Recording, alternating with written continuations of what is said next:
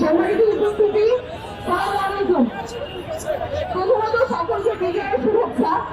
বিজয়ের এতগুলো বছর পার হয়ে গেলে বাংলাদেশটা বাংলাদেশের মানুষের হয় নাই, জনসাধারণের অধিকার নিশ্চিত হয় নাই।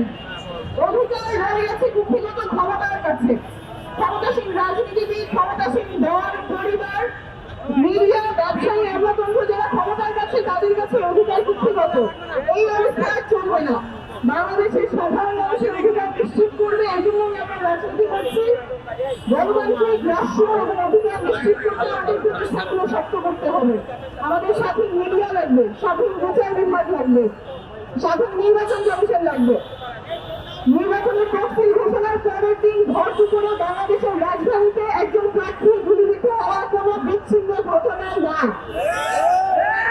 যে নির্বাচন কমিশন এমন একটা আইনশৃঙ্খলা পরিস্থিতির অবনতিকে বিচ্ছিন্ন ঘটনা বলছে, এটাকে নর্মালাইজ করার চেষ্টা করছে, তারা কিভাবে একটা ভালো নির্বাচন আয়োজন করবে?